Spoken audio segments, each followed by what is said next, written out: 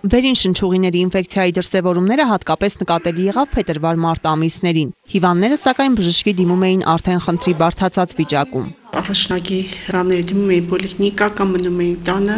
բուժվում էին տնային պայմաններում եւ արդեն բարդացած բրոնխիտներով, թոքաբորբերով դիմում էին մեր մոտ։ Տնային պայմաններում ինքնաբուժությամբ զբաղվելը թողնում է իր հետևանքները։ Գրիպը կամ վերին շնչառական մյուս ինֆեկցիաներն այն հիվանդությունը չեն, որ մատների արանքով նայես։ Այն կարող է հանգեցնել անկանխատեսելի հետևանքների, ասում է հիգիենիկ հակահամաճարակային տեսչության Շիրակի մարզային կենտրոնի պետի տեղակալ Սոնյա Ոսկանյանը։ Այն մարդկանց մոտ եղան մահվան դեպքերը, որոնք որ իրոք ծանր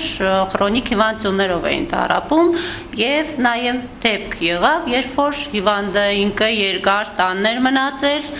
չէր բուժում, ստացել էր բոլոր տեսակի օգնությունները հարևաններից, ծանոթներից, բարեկամներից, բացառությամբ բժշկի օգնության։ Ինֆեկցիան հատկապես առավել վառ է արտահայտվում այն օրգանիզմներում, որոնցում կան քրոնիկ բնույթի այլ հիվանդություններ։ Ըստ բժիշկ մասնագետների, այս ընթացքում հատկապես շրջանառվել է A-տիպի H1N1 գրիպի տեսակը, որը առավել հայտնի է խոզի գրիպ անվանումով։ Սակայն մասնագետների հավաստմամբ այդ վիրուսն այլևս իրենից չի ներկայացնում այնքան վտանգ, որքան օրինակ 2009 թվականին էր։ Կորցրել է 2009 թվականի պանդեմիկ շտամ լինելու բոլոր հատկանիշները, այսինքն հատկությունները, այսինքն եթե 2009 թվականին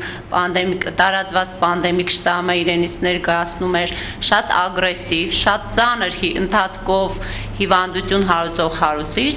ներկայիս, այսինքն ներկայումս շրջանառող ենթատեսակը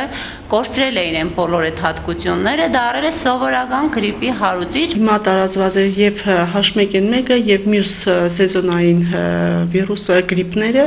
այնպես որ հիմա ես չեմ կարող ասել ստույգ թե որ վիրուսն էր, որն էր պատճառը, բայց միևնույն է, այսպես տարբերությունը հսկայական չէր, բոլորն էլ առաջացնում են միևնույն բարդությունները։ Բժիշկները վստահեցնում են, գնալով նվազում է հարուցիչի ազդեցությունը։ Հիվանդասենյակներում մահճակալները թեև զբաղված են, սակայն ի տարբերություն նախորդ ամսվա, հիվանդները կաթիլային ստանում են համենայն դեպս ոչ միջանցքներում։ Ինֆեկցիայի չտարածմանը նպաստել է նաև հանրակրթական դպրոցներում գարնանային արձակուրդների երկարաձգումը։ Վերջին օրերին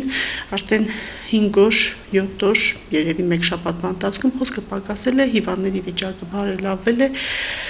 Բավականին մեծ նշանակություն ունեցավ երևի թե դպրոցների փակվելը, որ արձակուրդները երկարացրեցին, շփումը սահմանափակվեց։ Եթե երկուշաբթի օրը այդ թվերը եղել են ընդհանուր մարզի թվերով, եղել են մոտավորապես ասենք 70 քանի դեպք, չորեքշաբթի օրը արդեն դարել է 50 քանիս։ Այսօր ընդհանրապես իջած թիվ ունեինք եւ դա մոտավորապես 40 քանիսի սահմաններում էր։ Այսինքն այն արձանագրված դրանք դեպքերն են, որոնք դիմել են բժիշկներին, բժիշկները տեղեկացել են, բացակայություններ են ստուգել։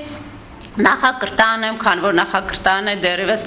շարունակել են կորձել։ Նախակրթարաններին թեև արձակուրդ չտրամադրվեց, սակայն այստեղ հաճախող սաների թիվը եւս տարբերվում է մշտականից։ Մի կողմից այն, որ ձմռան ամիսներին նվազում է երեխաների հաճախելիությունը, մյուս կողմից էլ տարածված ինֆեկցիայի փաստը հանգեցրին նրան, որ մանկապարտեզներում գրանցվեց բացակաների մեծ թիվ։ Երեխաների ցուցակային թիվը նախակրթարանում 150 է, որից 40-ը բացակային այս պահի դրությամբ։ Իհարկե քիչ քանակով հիվանդության դեպքեր, թող կապորբ ունենք, մրսածություն, անգինա, գրիպ, բայց համաճարակ